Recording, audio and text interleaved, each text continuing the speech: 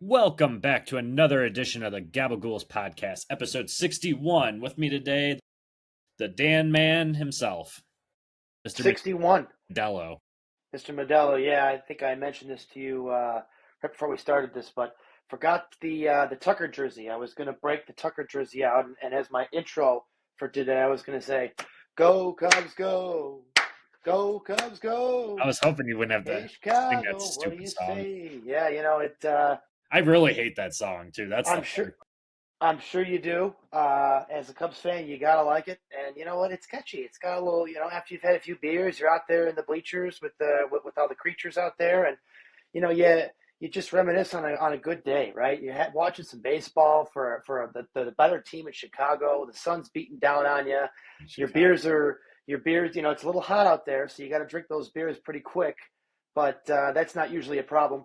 Um, yeah, good day, good weekend. We'll What can I touch say? on it. We're Yeah. not going off the rip with it. We're not going off the rip for that one. Yeah, I mean, yeah, hate that song. The reason behind it, too. So we'll go into it. So the reason I really hate it was I went to a Cubs Sox series. Oh fuck! When was it? I mean, AJ was still on the team, so we're going back maybe 2008 ish. I don't know if this was the game that he hit the go-ahead homer because obviously Sox didn't win it. But there, anyway, AJ hits a home run, ties the game up, right? And then Cubs, they go to extra innings. Cubs get a guy on second, and stupid fucking Scott Linebrink. Remember who was pitching too? Gives up the walk-off hit to Soriano. Yeah, it's got to be 08 because Alfonso. yeah, Soriano was out there still, and that was like his one shining moment. He hit like a little blooper, and the guy scores from second. And I could tell you, I have never walked out of the what is it? Is it the 300 whatever the highest section is up there behind home plate? I don't think I've ever walked as quickly out of Wrigley as I have that time. So, but Well, got my yeah, revenge back in 2018 with Eloy. So yeah. You really got the revenge there. it was a win's a win, right? Yeah, I guess. All right, let's jump in. Oh no, before we jump into our quick hits here, obviously for number 61, got a special player for you, baseball. Let's see if you know him. Played for 3 teams. Started off in Florida. He's a 2-time World Series champion, 3-time All Star, won a World Series MVP, ALCS MVP. He's a pitcher. He's got 138 wins, 388 ERA. And his other teams that he played for was Boston and then the Dodgers. You'll 61. remember him too because I think he pitched in 03 against you guys. We're not talking. I don't know if he would pitch for the Dodgers. We're not talking Josh Beckett, are we? Yeah, I was shocked to see that he pitched for the Dodgers. Didn't realize he closed out his career there. Now, when you do the 61, right, that had to be his number, right? So, first of all, I Yes. never remember him being number 61. Second of all, you want to talk about a guy back in the day that was, man, he had some years where he was like, if you're facing Beckett, you just might as well pack it up and get ready for the next game or the next series because it was almost a for sure. Oh yeah. He's going, and obviously back when they're pitching just a few years back, they're not just going 5 innings; they're going 6, 7, 8. They're trying to take the ball all the way all nine. So he was a tough guy to go against for a while. Yeah, and absolutely. And I know, like, with the number 61, it would be hard to know. It was his first 2 years in Florida with the Marlins. And then he actually closed out with 61 with the Dodgers for his Oh, two okay. years or Full 3 years. circle. That's what they call that. That's going full circle right there. Oh, yeah, full circle with it. Going into his playoff pitching or postseason pitching, too. I think he was like 7-3 when he was pitching. And then whoever he pitched for, they ended up with the series win of 7-2. So like he was pretty nails in the postseason, except for he had a rough 2008 and 2009. But when he won with Boston, he had that 1.29 ERA, pretty much was untouchable in that one. And then when he pitched in 03 when he won the World Series, he went 1-1 and he had a 1.10 ERA. So almost never was touched in that one. And I'll tell you right now, I'm not a Marlins fan, but the whole going from Florida to Miami, Did we need to do that? I like the Florida Marlins logo. I liked what they had going. Then a couple years ago, they built a new stadium. They put that awful structure out there. They had to take it out. It was so bad.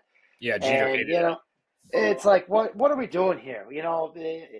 I know they beat us. It's a tough part for Cubs fans to live down the Florida Marlins memories back in those days. But man, they had some good players come out of there too back in the day. I mean, even up until probably like what 20. I mean, each year there's always one player. I think you could say Jazz Chisholm was like the last one that we can mention too that just came out of the Marlins and ended up blowing up with the Yankees when he went over there. But yeah, what a team that ends up being. Like they just seem to be. I don't know. They're amongst the bottom. I don't really have anything much to say. I mean, they just churn out talent for everybody else. Yeah, their current state of affairs is not ideal. Which, speaking of, I know we're getting into baseball later. Cubs are playing Miami again, 3-game set. So get ready, Marlins. Bend over. Yeah. Spanking's coming to town. Well, you guys have to get enough wins in April and May, so you guys don't worry about your collapses in September. So. Okay. You know what? Talk to me after you lose another 120 games. All right.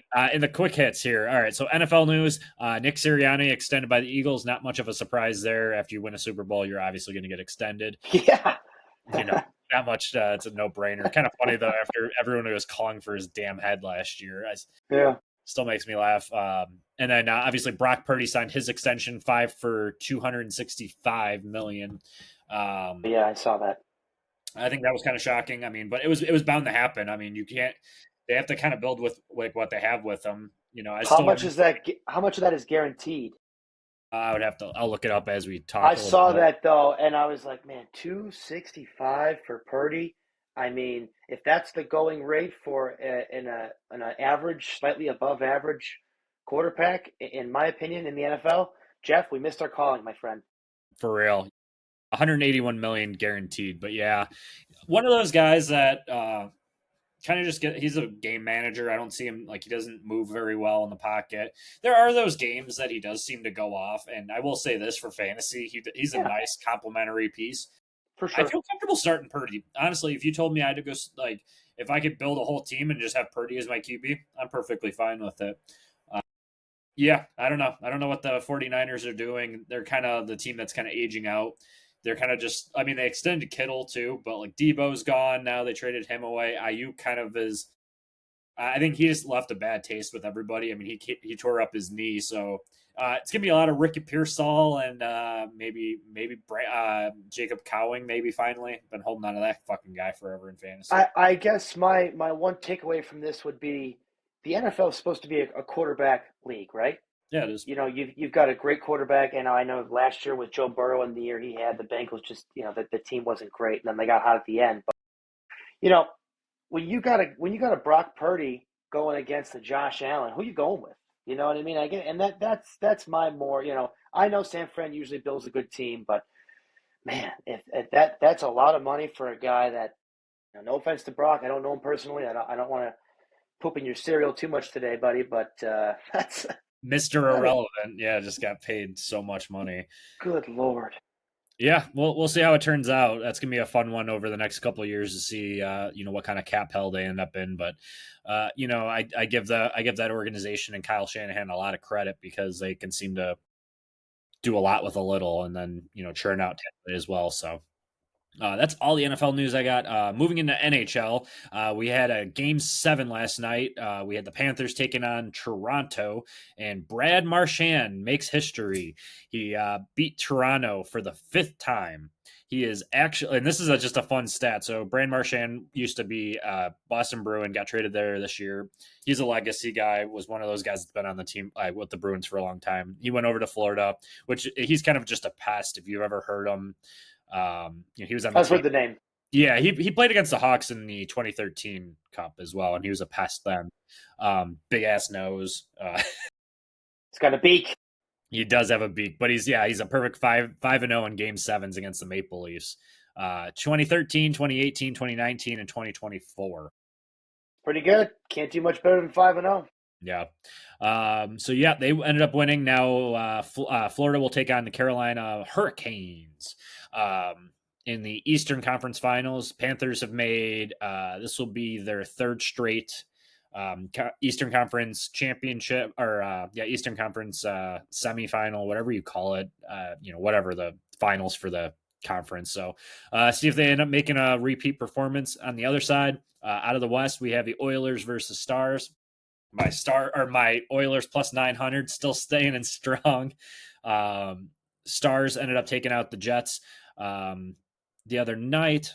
Stars also very good team. The one note I have on that series with the Jets and Stars, Mark Sheffley, his father passed away couple hours before the game. He did score a goal, so kind of hat off to him, and hopefully he can get through that tough time. And it was kind of emotional game after that. So, but yeah, Hurricanes Panthers will be fun. Oilers Stars, that's gonna be a really fun series. Obviously, Connor McDavid.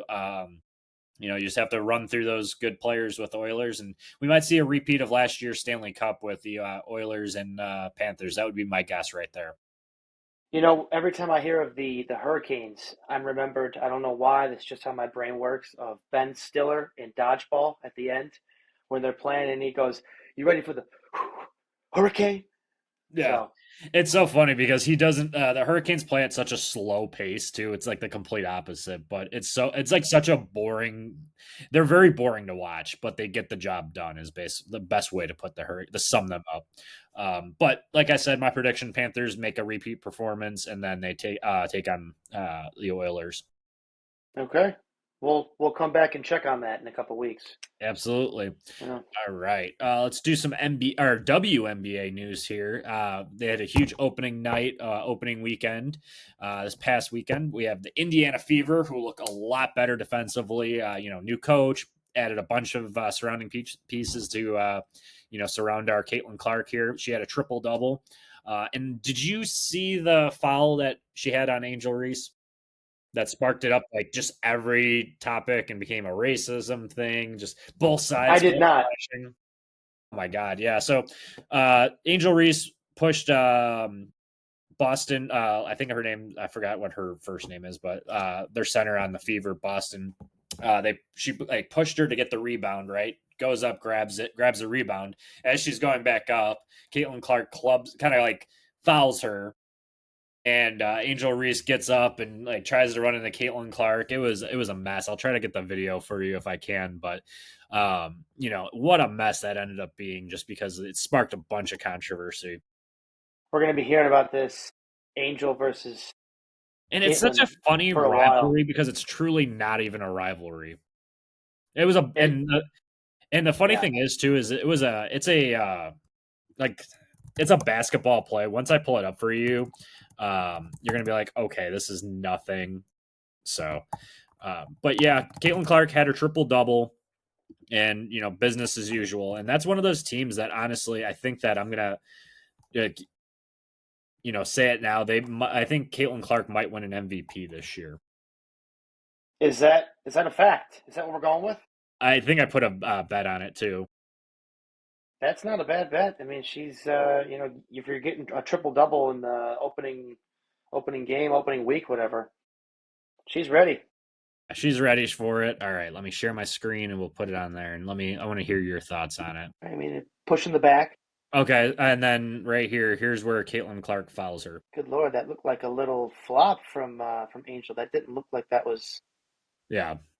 That's so really that should have been a foul. Again. That should have been a foul right there, and then. That was just like she's kind of going for the ball, and she's like, "I'm not letting you. I'm not letting you shoot the ball. I'm just going to grab it, and I'll take the foul." We see that in the NBA. I mean, it's a basketball play. Completely honest, you're not going to call it either way. But it's kind of goofy. But yeah, that was foul on Angel though. Foul on Angel to start that, right? Pushing the back, and then so. And Clark saw it. That was why. So I think that's why she kind of retaliated the way she did, and that's not even a retaliation. I don't know. It's a cheapie. It's a basketball play. You go up for a rebound or you go up for a layup, you're going to get fouled. I mean, given Reese's track record with launching him off the backboard, you might as well not even have fouled her. But moving on, other than that, obviously Fever won 93-58, not even a close game. But then you had the champs in action, New York Liberty, still very good. They hung the banner. Brianna Stewart, 25 points. We'll see how long she can keep this up. Minnesota Lynx, they also look very good, given that they made their title appearance and almost won the series last year against the Liberty. I think her name is Nashisha Collier. Apologies if I butchered her name, but We are so sorry. she's showing that she could be a potential MVP candidate as well. They're 2-0 to start the season. She put up 34 points in the first game and 23 in game two. They also held Paige Beckers in check with 10 points in the opener. Moving across, you got the Vegas Aces, the reigning MVP, Asia Wilson. Obviously, they faced off against the Liberty, got smoked, but she is still very good. But they need a little help there. Kelsey Plum also was on the Aces. She just got traded or signed with the LA Sparks. She put up 37 points in the first game, 6 assists, 5 steals, most points ever in a season opener. But, second game kind of fell back to earth with 18 points, but also a very good player. And that's the WNBA action. Still getting it done. Yes. All right, let's jump into the NBA. What do you got for me? NBA. Well, I gotta turn my notes over here. Conference. We are in the conference finals now, so we're getting down to the nitty gritty. We got a couple of teams that I think, at least on paper or betting odds, we didn't have in this next series. I think most people would have had Boston and who's the other one? Cleveland. And you know what? Tatum got hurt late in the series, but I think people would tell you that the Celtics were pretty much already done in that series. They were especially with the way who beat them? Indiana. The Knicks. Knicks beat That's Boston. right. That's why Yeah. it was a big deal because I think they were like 4-0 against the Knicks all season, and obviously Tatum getting hurt was a big determining factor in it. But of course, Boston fans are crying. Oh, Jaylen Brown had a partially torn right meniscus. Porzingis was apparently sick for like months, so he was not feeling very well the entire series. I don't think he played. You know what? You can't win them all, though. It's tough. Boston's been a powerhouse for a while now. Again, you can't win them all. The Knicks have been in there the last couple of years with Tibbs. They've got some really good players. We've mentioned it. I think Brunson's become a star, if not a superstar in the league. He's a guy you can go to late in the game to get a bucket when you need it. Josh Hart, I believe, had a triple-double in that last game for the Knicks. I mean, we're shaping up for a really, really good series, especially in the East. I think Indiana and the Knicks, man, don't. I'm assuming people are going to take the Knicks, the majority. Don't count out the Pacers, though, man. They're playing so well. Halliburton is a freaking stud. That point guard play for that series with Brunson and Halliburton, I mean, it's going to be so much fun. It's going to be great. Yeah, there's a bunch of clips from when they were at I don't know if it was WrestleMania or not, but they were at some sort of WWE event, and they did pretty much like a little stare down, and they had like a little not conflict, but the little like storyline against each other. It was pretty funny, but just jumping back into the Knicks series, Knicks Celtics series. I mean, they throttled them in Game 6, and it's kind of fun to watch the Garden too. Like all the fans just going absolutely nuts. And that was their, it's simple to, I mean, they have a chance to win the whole thing, but that was their championship right there. You take out the Celtics, they talk a lot of shit, obviously, they're reigning champs. This will be this is I think it's 7 years in a row or maybe more where we have a new champion, like a potential new champion. Obviously the Knicks have won, but it's going to be cool to see some of these young guys. We'll touch on the other series on the out of the West. Kind of going to be fun to watch either Halliburton get one or Brunson get one out of the East, and that's going to be a hell of a series just based off of their the offense and defensive ratings. Across the board, the Pacers are second in offensive rating. They're number one in effective field goal percentage this postseason, so they're hot. It's going to take a full effort from the Pacers to win this series, but they as I just said, they've been pretty good offensively. Defensively, also, they're a top 10 following the All-Star break. So, I mean, you have to give them some credit there. I think you nailed it too. I think the Pacers are the hottest team right now left in this playoffs. I mean, OKC and the Nuggets went 7 games. That just came down to Joker not being able to get enough help around him. But you know that this Indiana Knicks series, yeah, I mean it's going to be a fun one.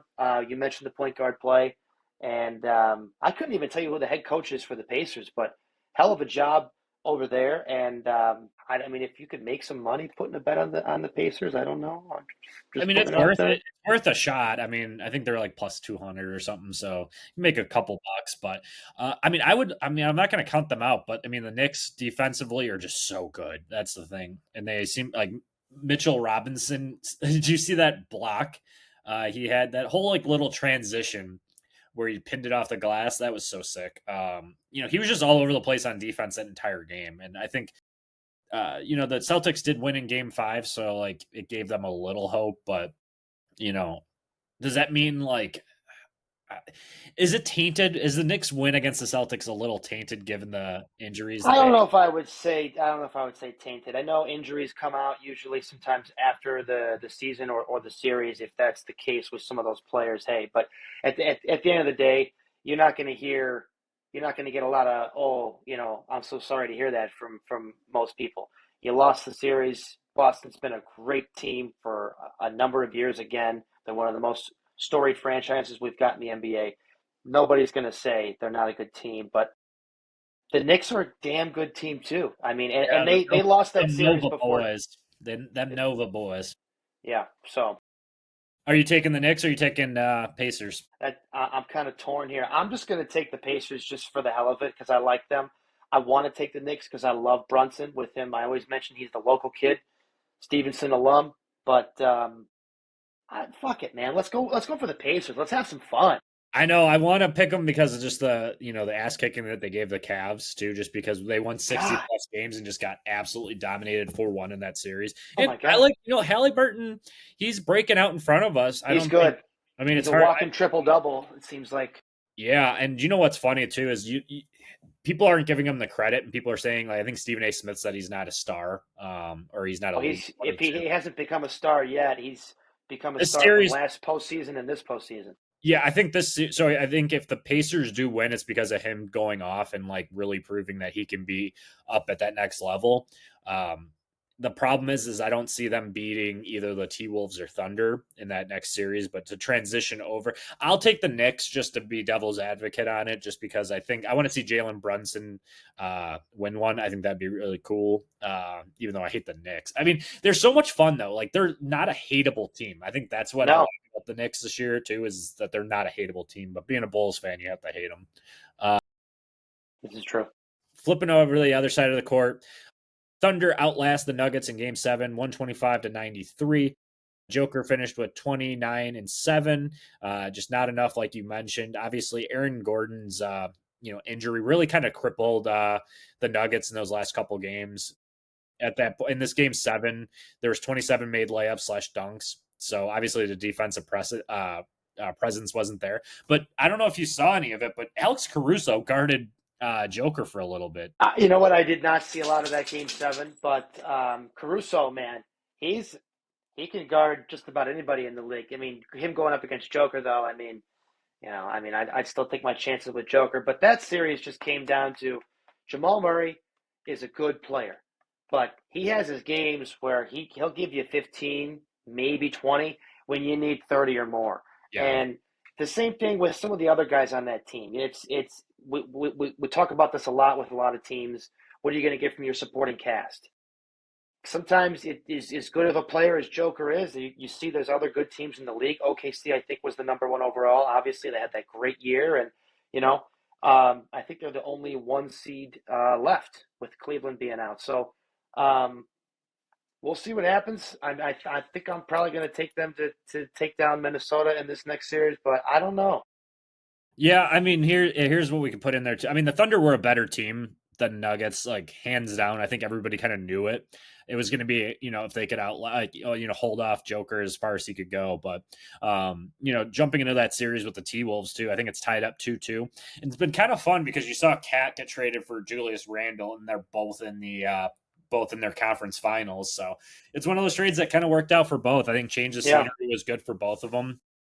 Definitely. And it's going to be SGA versus Anthony Edwards, and what can we get out of Anthony Edwards in the series is going to be, the determining factor. If he can take out, I mean, he took out the Warriors. Granted, they were kind of limping. I don't even know how much Steph Curry ended up playing. I think he only played game one, right? I think he only played the game one, and that's the only game they won. So you're like, God, if Steph is like, if he's there, he's going to beat Minnesota. Now that he gets hurt, you open the door, and yeah, this is going to be this series. You're right. SGA versus Ant Man. Can the Ant Man? Can he do it? Can he take down the behemoth, if you will, and as the Thunder? Yeah, and the Thunder have 3 or 4 guys that can guard him too. I mean, they might mix it up and put Caruso on him, wear him down a little bit, frustrate him, and that's where you almost have to give the Thunder a little bit more of the edge here, just because defensively they are going to frustrate the hell out of Edwards. And then they have you have SGA and you have Chet Holmgren. It's just they have Jalen. What is Jalen Williams? Yeah, Yeah, he's good. He Yeah, can score too. So it's like one of those things that, one of those things you just have to see what happens, I guess. But I think I want to take the T-Wolves because I do like Edwards. But go on. It's going to be interesting because you mentioned Holmgren. You mentioned Williams. They've also got that Hartenstein, who's a big guy. He's a good defender. And then Minnesota, though, you got Julius Randle, who's playing probably his best basketball that he has in his career. Rudy Gobert has had some really monster games. So good defensively there too. They're both really good defensively. McDaniels is solid. It matches up pretty well. I think I still give the edge to the Thunder. And I feel like it's going to be the Ant-Man's going to have to either he's going to have to carry that team a little bit past them, or Randall's going to have to continue putting up 29-point games, 30 whatever. Gobert's going to have a monster game or two. But that series should be great. Everyone's trying to coin Ant-Man as the next legend killer, the next face of the NBA, if you will. This is a big test. Yeah, and that's where it's like. And granted, there's really no legends per se in this series, and nothing against SGA. I will say that right now. Let's not jump in there and say that SGA isn't giving his flowers. But when it comes down to it, Anthony Edwards has taken out multiple really good players and could take this next step and be, the number one arguably player in the league. I don't know if we could put him at that category yet, but. Like we said, you have Conley, you have DiVincenzo that'll, mix it up a little bit. Jaden McDaniels, what are you going to get out of him? Naz Reid's good defensively. They match up actually very well after you go, position by position with the Thunder. And this is kind of what we wanted. We wanted a good series. And, for this, I don't think Oklahoma City has ever won a championship. I don't believe so. Obviously, I don't think the T-Wolves have ever won, and then you throw in there. I don't think did the Pacers ever win one? That's a good question. I would lean potentially no.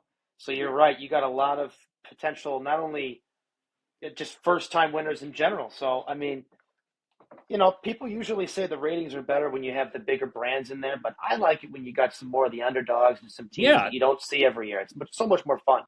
Absolutely, yeah. They haven't won an NBA, but they won an ABA championship in the 70s. Sounds like the Jackie Moon times. I love it. So who are you taking, Thunder or T-Wolves? You know what? I want to take Minnesota in this series, but I think my brain tells me the Thunder, so I'm going to take SGA over the Ant-Man right now. All right, and then I'll once again play devil's advocate. Give me T-Wolves. Okay, I'm writing them down. And I honestly think whoever the winner out of the West is going to win the whole thing. It kind of breaks it down by that. If the Pacers can win, I don't think they get by the Thunder. I don't think they get by the T-Wolves. I think the Knicks versus anybody would be very close series. Probably go game 6. But yeah, I'll take T-Wolves. All right. Should we go through the MLB news, or should we just jump right into rip the Band-Aid out of the Cubs Sox Crosstown series? First, I'll let you pick it. You know what? I say we just start with the Crosstown. I don't have a ton for you. All I want to say is not much to say. all I want to say is a couple of things here. We outscored you 26-8. I don't care who you are. 8 runs is not going to get it done in the 3-game series usually.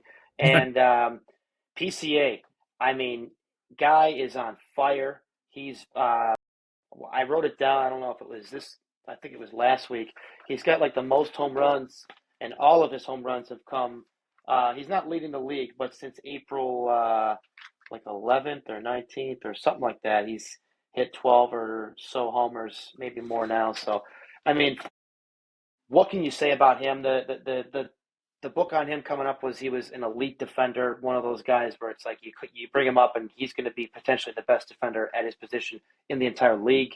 And I think the analytics, those type of metrics will prove that he really is like potentially the best defender in the entire league at any position. And he's hitting the ball, and he's not only hitting, but he's slugging. He's got elite speed. It's a huge weapon for Council to have out there in center field, and Cubs are looking good. Yeah, PCA, like you mentioned, he's hotter than the sun currently. What fun little statistics for you. So for first pitch hits, when it comes to 13 hits, or he has 13 hits and 26 at bats. He's batting 500 on first pitches. So you have to try to get him early. Well, Yeah, if you could fall behind 1-0, it's 357. And then if you're 2-0, he bats 667. So the guy just hits the hell out of ball, and he's seeing a beach ball up there. You can make the argument that he's one of the hottest hitters in baseball. Honestly, hottest players in baseball. You can make that argument as well. So hopefully the Cubs sign him to an extension soon before it gets out of hand. that almost tells me too. When you go 1-0, 2-0, he's sitting there hunting. He's Yeah. got a plan at the plate. Yeah. He's hunting a pitch, and he's not missing it right now. So yeah, it's good to see. Yep. And, just running through his stats, he's got 12 home runs, batting 290, 14 stolen bases. So you could make the argument if he stays healthy the entire year, he could have a 40-40 year easily. I think he's up there towards the top 10 in RBIs too. I mean, he's Oh, yeah. he's hitting with guys on. Um, he's doing everything right now. He's a super exciting player to watch. You bring over Kyle Tucker, and you're like, God, this guy. After you see him for like a week or two, you're like, my goodness, I this know. guy is unfucking believable. And then you see PCA, and you're like, hold up, wait a minute, is he going to be that good? Yeah. Yeah, and then to flip onto the south side, obviously Shane Smith had a good ERA. He got smoked in the first game of the season, or first game of the series. Miguel Vargas, that guy seemed to be seeing a beach ball up there too. He had 3 home Yeah, he runs. had some good hits. Yeah, Yeah, 3 home runs in the series. He's had a hot 7 days. I think he's got 4 homers in the last 7 days. He's batting close to 417. His slugging percentage, OPS, is all up there too. And then Chase Mydrith too, another name that guy just kept getting on base, kind of being that little pest up there too. So good to see Vargas because he had an awful April and last year he did absolutely nothing for us. That was one of the guys we yeah. traded Kopech for. Hmm. Not that I'm really worried. I mean, Kopech's hurt now anyway. It was one of those things with Vargas that's like, what are we going to get out of him? And people are calling for him to get DFA'd in April. Turn it around. So, if he could be the third baseman going forward, if he can continue this hot streak, keep him. I like him, what I'm seeing out of him. And then, like I said, Chase Mydrith looked pretty good too. Yeah, you got a couple solid pieces to hopefully once you call up some more of these young kids the next couple of years, help supplement that, and then you got something. Yeah, and God forbid you actually have to if you get a hit out of Luis Robert. That guy, I don't know if somebody like tells him to do something different. He just let Luis be Luis and let him freaking get on Yeah, base. let him do his thing. My goodness. This is something that they've done for years. There was 1 month to start the season. They told him to make this adjustment, and then he was just awful, chasing pitches outside. And then he changed. I don't know what he did, but he went back to what he was doing and started getting hits. So that's about all I got on there. Yep, Sox got swept. What are you going to do? Yeah, we weren't expecting much out of the series anyway. I don't think anybody was. Yeah. All right, MLB news. Alvarado from the Phillies, 80-game ban. Did you see it was for a weight loss drug? I didn't see what it was for. I just saw that the breaking news pop up 100 times in like 30 minutes, and then it said, he violated the drug prevention program. So I thought I think it said something about a performance enhancing drug, but weight loss? Yeah. Yeah, this is a weight loss drug, apparently. There's way too many drugs on this list that you can't use. I mean, Profar, I'm upset because I had Profar in one of our leagues, and I he haven't been gets actually, yeah. he gets hit with the 80 game, and I mean, you know what? Every situation is different, but a weight loss drug? Is that what we're going for? You can't use that. I know it's ridiculous. Twins also were a very hot team recently. I think they won 12 straight. They lost finally on Sunday to the Brewers. Jackson Churio, maybe the catch of the year, robbing that home run in the eighth inning off of Royce Lewis. Switching over to Paul Skeens, very very good. Problem is he gets no help. 8 innings pitched, 3 hits, 1 run, 9 Ks, and a loss. 3-5 in the season, 244, 62 Ks on the year. When does this guy get traded? I'm going to ask you. Well, you know what? That's a great question because Pittsburgh doesn't have the money. They know that, and my concern for anyone who's a fantasy Paul Skeens owner is what do you really expect to get from him? Don't get me wrong, he might be the best pitcher in the league, but a win is huge in fantasy formats. You get 5 or 6 points, right? He's one of the best pitchers we've got in the league, and he can't even win games with the Pirates because their offense is so bad. So, when does he get traded? Can't be this year. I'm assuming there's a few more years on that contract, but you know what? He's going to go off this year. He already is having a really good year. By his standards, it seems like, he gave up a couple runs to us a week or two ago. So the ERA was a little bit higher. And then when you look at the win-loss, you're like, I mean, he loses a few more games. He could throw 8 or 9 innings and get no run support and give up one He really run. just happened too. Yeah. So, when does he get traded? I guess not this year. Maybe. Yeah, just based off of next year. Because here's the thing, the Hall would probably, I know this has been discussed a little bit too before. I mean, when it'd be the King's you even ransom. pick up the phone, you're getting 2 MLB prospects that are already on your team. And I don't know many teams that have those prospects that are ready. You'd have to either go to Baltimore or you would have had to go to Boston and say, I want Campbell and Anthony, right? Because there's 2 in the top, like 1,000. And that's just to start with, right?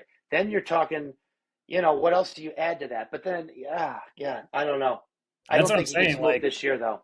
Yeah, and it's sad because we're just going to watch the dude just be miserable out there. Just kind of, like you said, going out there and like yesterday, pitched 8 innings, gave up 3 hits and 1 run and still lost. Unbelievable. Poor guy just needs to, I don't even have a team. Like you said, Orioles, that's a decent one because their pitching has been so putrid. But I'd have to argue you'd have to throw Jackson Holiday in that, and that's a minimum. Maybe Jackson Holiday, Kobe Mayo, and then something else. That's still not even enough, in my opinion, to move Skeens. Yeah. So yeah. I guess we'll see. Maybe next year. Speaking of the Orioles, they fired their manager, Brandon Hyde, former Cubby third baseman or bench coach. Maybe he was a head coach or manager too for a little. I don't know if he was bench coach. He was one of those, but like interim head coach or manager. I keep saying head coach. He was, and you know what? He had 7 seasons with Baltimore, came up to a 421 and 492 record, so a few under, but he endured 200 lost seasons, and not just 100. I looked him up, 108 and 110. Bad seasons he had to endure over there. Turned it around, won 101 a couple years ago, and then 91 and 71 last year, so 20 and 30 over the last couple years. This, to me, is another case of your front office isn't giving you enough, right? I mean, you've mentioned it. I've seen, I don't know how many people on the MLB shows mention it. They should have had Garrett Crochet. They should have been able to retain Corbin Burns. Yeah. You lost out on other big names like Dylan Cease, and this team just frustrates you because you look at who they're supposed to be rolling out there. Zach Eflin is the only name I'm going to like when I mention the rest of these guys. And he's not a 1, and I'm sorry, he's not a 2. Dean Kramer, my goodness. Dean Coffee Kramer, this guy sucks. I'm sorry. I know his numbers might not be terrible, but I don't even know what they are. I don't like him. Charlie Morton, guy's what, 40, 42? That was their big signing. That was their big signing, too. Yeah, did nothing. Cade Povich. Now, there's a name for you. Yeah, sorry, Cade. Not a big fan of you. Tomoyuki Sagano. I do like Sagano. I don't think he's bad. But and I understand Bradish is hurt, Rodriguez is hurt, but you did nothing with that rotation. You're trying to slug your way, especially in the AL East. This is, I mean, you look up their team ERA, they're 29th in baseball. They're averaging 5.5 runs a game given up. Their team batting average is 29. They're giving up. Their teams are hitting 276 against them. I mean, it's teams. I mean, all the stats are terrible. They're down there towards the bottom with teams like Pittsburgh and Colorado who already fired their managers. So, I understand the manager gets the blame, but my goodness, you gave the guy very little to work with on a pitching standpoint. I mean, I can't believe I'm saying this too. They have one more win than the White Sox right now. I And they know have a significantly better roster. Significantly. yeah. I mean, and the one thing for them, another reason they're so bad offensively, they not everybody has gotten going yet. You got it. Westberg is still out right now. Had a minor setback with the hamstring. He was cold before he got hurt. Kobe Mayo can't get called up. Or if he does get called up, he doesn't stick. I think the couple bright spots. I think Gunnar has been getting going, and I think Jackson Holliday has been having a solid year. Yeah. But, Adley, I think, is another one who's been like ice cold. I don't think he's been doing a lot. So if the offense was hitting offensively too, I had this. Where did I have this? They are 10th in home runs across the league. They have 53. A couple teams they're in front of, the Mets have 52. Look at how good the Mets are this year. San Diego has hit 41 home runs this year. The Phillies have hit 46. So just from a home run standpoint, you've got a team that's hitting some home runs. You're in the top 10 of them will be there, but a lot of the other stats are not great. Like most of the guys haven't really gotten going, and then the pitching is just putrid. Yeah, absolutely. Let's see here. Jack Colleone from the Royals got called up to AAA. I wouldn't be shocked if he gets a cup of coffee this year with the Royals. They're going to be in a race. And then Cubs calling up Matt Shaw again. He's been batting pretty good, 295 with 1,000 OPS, 5 homers, 10 RBIs, 15 runs in the last 11 games with Iowa. So maybe a nice little break down there and come up and make a difference. You know what? Good news for Caglione, and I think he's probably coming up this year if Kansas City finds a spot for him. Matt Shaw, yeah, you know what? The kid can hit. He had a tough first month, but that's like the one spot on the diamond where we could use a little bit more offensive production. We're getting almost nothing out of third base. So if he can find a way to get some hits and stick it enough defensively, another nice piece to an already good-looking offense. So let's go, Matty. Yeah, and then flipping over to the AL Central, I just want to mention this real quick too. 4 out of the 5 teams are over 500. You know what? You picked Detroit as the dark horse this year. They're not a dark horse anymore. You know what? I saw last year. It was them and the Mets who had like the best second halves last year. They both got hot. They both got the playoffs. I just was like, man, like I want to see this for a full season. AJ Hinch is doing his thing. Yeah. Detroit's doing this with basically maybe one star on that roster, and Tarek Skubal, who just became a star. A star is born, Lady Gaga. But yeah, Cleveland's not a bad team. Minnesota just got red hot. They still are. They lost after like 11 or 12, and then they just won again. And Kansas City got rolling the last couple of weeks. That is becoming. Cleveland's still pretty good too. Jose Ramirez. I think is that's still the best division in baseball. It was last year. I think it is again this year. Wild.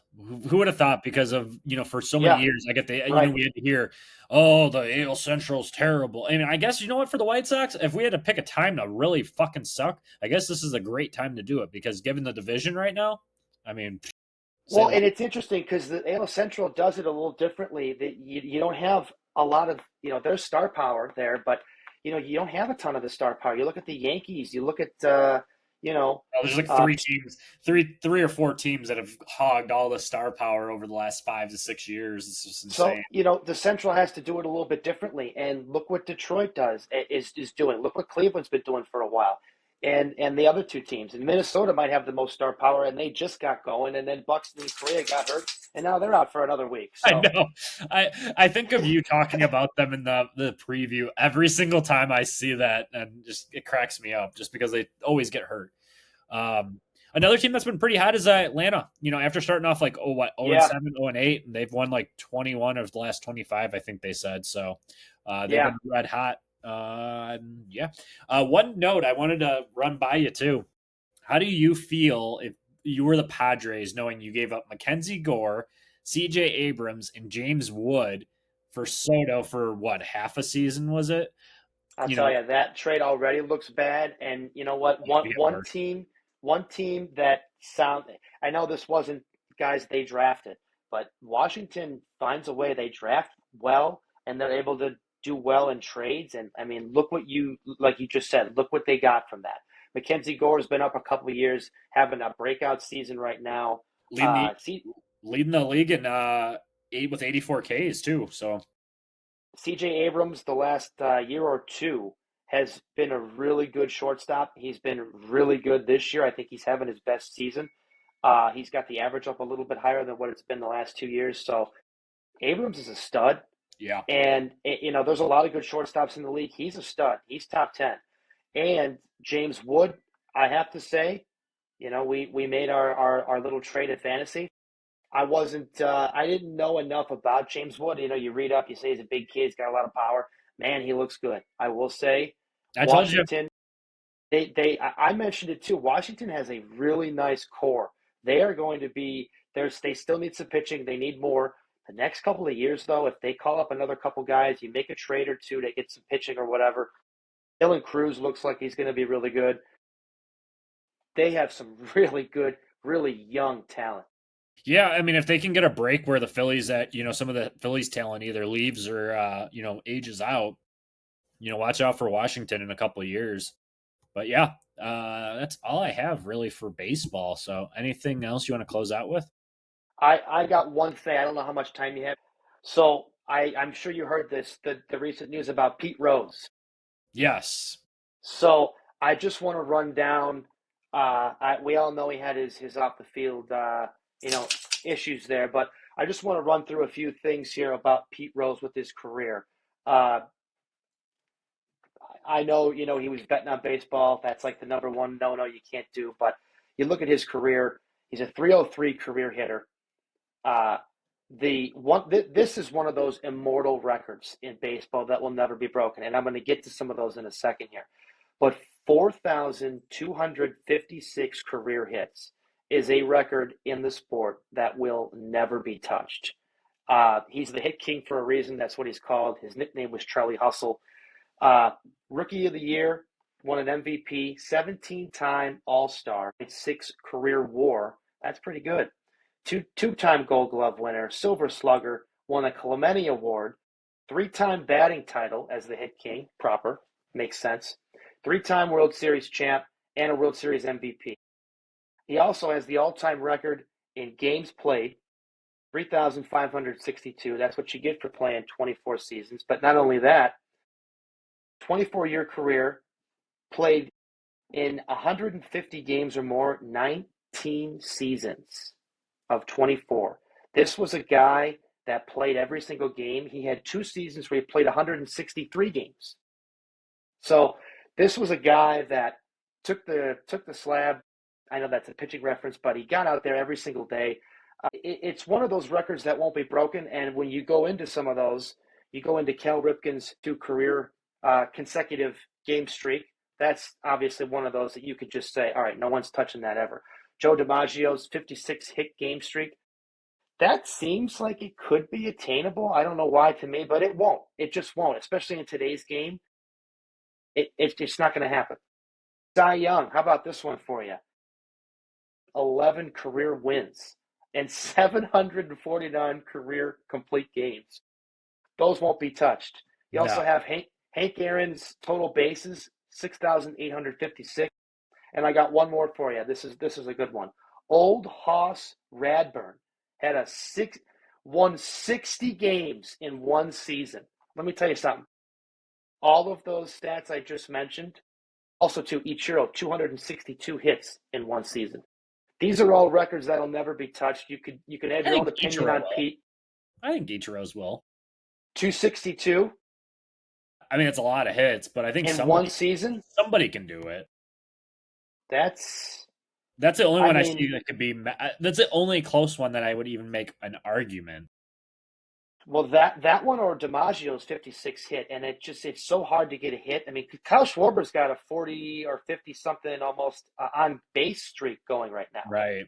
but that's just getting on base. I mean, 56 hits, I don't see 262 hits. I mean, Pete Rose is the hit king. I think the most he ever had was like 230, Right. right around there. So that's pretty much all I've got. But I wanted to throw that in there because I know he's kind of got a chance to be elected to the Hall of I think Fame he will posthumously. now that he's dead. Of And course, that's a shame, man. We do this all the time, and you know what? He's a guy everybody, not everybody, but most people are going to say at least his stuff on the field.